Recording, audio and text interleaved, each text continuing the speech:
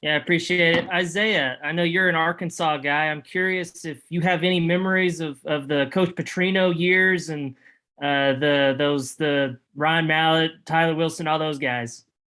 Most definitely, grow up in this state.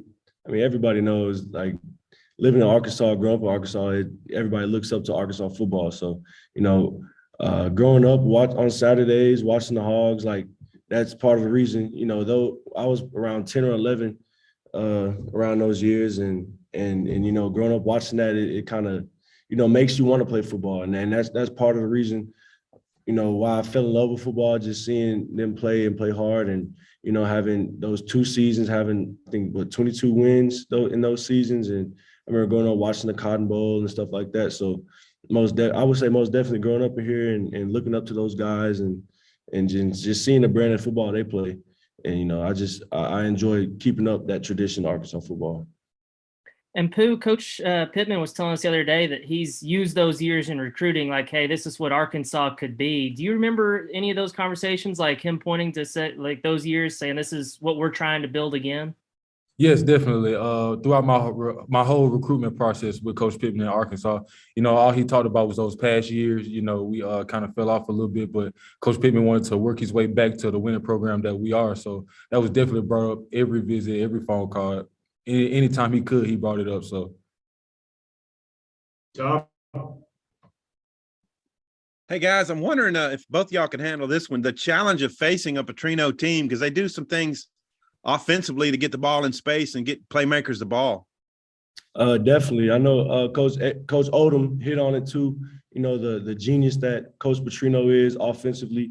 We got to get ready to play. They're a good team. I think they're number 5 in FCS. So obviously they're a very well coached team, very good team offensively. So we got to prepare this week.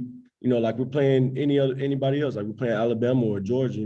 The best in our conference, and there's no time to slack, especially this past weekend, seeing some of these top 10 teams losing losing games that they're supposedly favored in. So our mindset and our level of work ethic and detail that we have to be intentional on every day. There's no time to slow down. This is not an off week. This is not a week to where we can just relax and, hey, we're going to go out there and win the game, because they're coming to play. Anytime teams at their level are playing teams that are at our level, we're going to get their best. And so we got to prepare for that. We got to get them our best.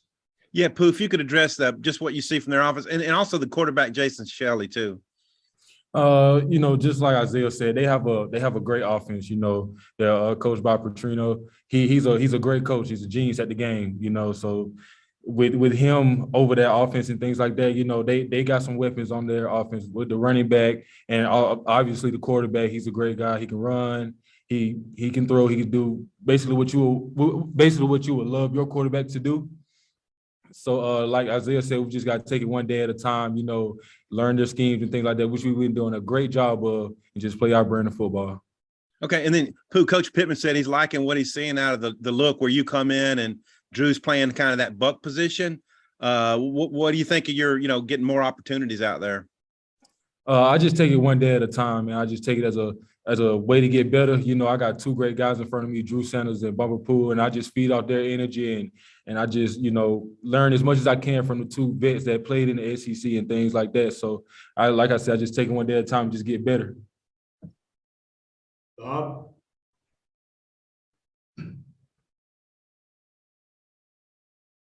Sorry, it took me a while to unmute myself. I'm not very technical. Sorry about that. Isaiah, how would you say, it seems like you guys have a real good defensive line rotation going, keeping guys fresh, the holdovers like you and the new guys kind of meshing pretty well. What's your take on the D-line rotation? It's great. There was a point in the game, I don't know if I think it was mid-second or maybe towards the end of the first quarter. And there was a time Coach Adams nobody who's played so far has gotten over 8 snaps. And, I think that really helps us, lasting and being able to give 100% every play throughout the whole game. You know, just having a coach like Coach Adams, he's a seasoned veteran. He knows what he's doing. He knows the game of football, and he knows what it takes to have a successful D-line. So I think it's great, especially being a defensive lineman. You know, you have to be able to give everything you got and play on the offensive side of the line of scrimmage. And so being able to rotate and knowing you have guys that are going in that can get the job done just as good as you can. And then everybody just has their own things they bring to the game. So I really enjoy it, you know, not having to have the weight of the whole game, you know, on myself or on any of the other guys by themselves. It's good knowing that we have depth and guys that can go in and get the job done. I think Eric and Zach got asked this during camp, but, you know, last year you had the 3 transfers that they all left, you know, because their eligibility was up. And then they brought in 3 new transfers. And it was kind of like, hey, does this bother you guys, you know, that they're bringing in these new guys? And I think their response was, hey, we want to be as good as we can. If they can help us, we want to. Just wonder what your take is on that.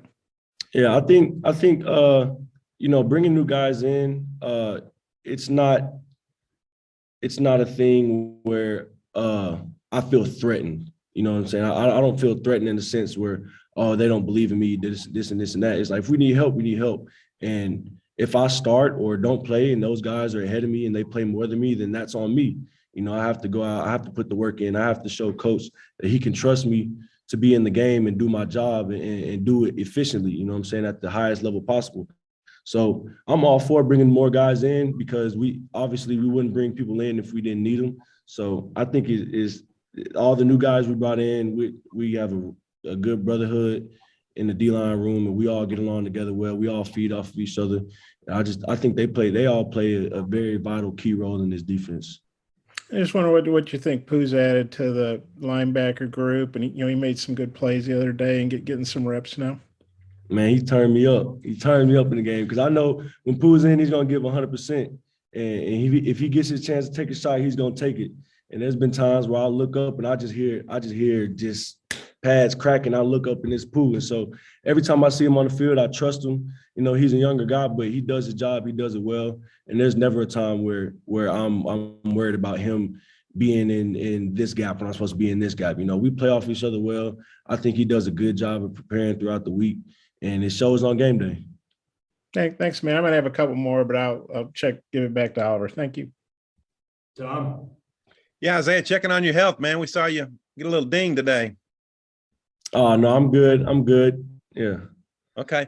Also, you guys are number 10 in the AP poll. You got to number 8 last year. So I guess being ranked these days isn't like, it's not a rare thing. What's it feel like maybe being thought of as a top 10 team and, being hunted a little bit? It feels great, but we can't let that get in our vision of what we're trying to do. You know, the AP polls and everything like that. Yeah, that's fine and everything. But like I said, we play our brand of football. We play Arkansas football. And every time we go out there on that field, we're going to give 110%, whether we're ranked or we're unranked, So we just go out there and we just give it our all for the fans and for ourselves, So we don't really just look into the rankings as, just sit back and settle. No, that's going to thrive our fire. That's going to, push us to go even harder, So that's what the coaches expect, the fans expect, and we're going to fulfill those expectations. Yeah, and I kind of hit on it earlier. I think it's good, you don't have to learn a hard lesson yourself a lot of times, so we can learn through other teams, like I said earlier, with a lot of these games that have been going on. I think it's important for us to see what somebody else may have done wrong. I don't know what goes on with other teams, but I do see what happens on game day, so we can see, we know how to win. We know what it takes to win. So all we got to do is make sure we keep that same mentality, that same mindset throughout the week, no matter who we play. And so I no matter what rank we are, who we play, I think our level of detail and attention to the game has to be the same. All right, my last one, Pooh. Did you know your knee was down, or did you think you scored a touchdown, man? What was going on? It was a touchdown, man. I'm gonna go touchdown. I'm gonna go touchdown, but the Rails had the last say, so I couldn't argue with them, man. It was a great game. Thanks. All right, Bob, finish it up here. Hey, Isaiah, we got the news from Sam after the game, that the Cataline's out for the year again. Real tough break, obviously. I know you guys got other good players, but just kind of what's the team's reaction to that? I mean, I think everybody's heart goes out to him. I talk to him a lot and we support him no matter what happens. And, I hate to see things happen like that to good guys and especially good players and leaders on the team. And so, it is hard, but at the same time, we know we still have the whole rest of the season to go. So it's next man up. We got to focus on what's going on ahead and pray for him and pray that whatever this situation, whatever he's going through, that he comes out stronger, and wish him the best. But we still got to keep working. We got to focus on the next guy that's in his position and get him ready to go, whoever it is, and keep working. And I know you're a young guy, but I wonder what your take is on the defensive lineman, whether you're watching from the sidelines or film study or when you're in there playing behind guys. It's fantastic. They're flying around. They know their assignments and things like that. Just like Isaiah said, we all feel comfortable playing with each other. We all know that we're going to do our assignments when we get on the field. We're going to give it our all. Just playing behind a great group of guys that's going to give you a push and that's going to help you open up gaps and things like that to help you extend or make plays is a great feeling, man, that you can trust your D-line to give them this call, and they know the checks as well. They know what they're supposed to be doing, whether it's a tight end here, running back there. They know what's going on just like we do. They're smart as us and things like that. So it's a great feeling just playing, and it makes you feel, if I'm being honest, it makes you feel even more confident and comfortable because you have a great set of guys in front of you who are going to give you a push. Like I said before, going to give you a push and go give their all to you. So it's a great feeling. He's got one more, maybe both y'all could take us. I think it's number 9, Wright, their running back. He's transferred from K-State, having a pretty good season so far. What do you guys think of him? And I think they have like 40-something transfers. A lot of them are from FBS teams like at your all's level. Can you kind of tell when you watch film, hey, these guys, they don't look like an FCS team. They got some pretty good older guys, No, yeah, we definitely have to bring it. Number 9, the running back, he's an explosive runner. He's pretty fast. There's clips that we've seen, of plays from last year that, it's like they have a new running back this year, and it's like we would have to be a little more detailed on this because this guy may, get out and nobody catch him, So we definitely have to prepare. He's a good back. I know they have good players. Jordan Jones is there. He played here before. He's really fast, good receiver. So we know them having all these guys with experience and seasoned veterans, we got to come in and get ready to play because we're not playing logos. We're playing men. So, yeah. I'm sorry, you say you're not playing who? You're playing men? We're not playing logos. Logos, okay. We're not playing the school's logo. Okay, I thought you said Lobos, which didn't make sense to me. That's no. Logos. Pooh, sorry, I'm an old heart of hearing. Pooh, what's your take on I guess number 9 and just kind of their the players they have from transfers?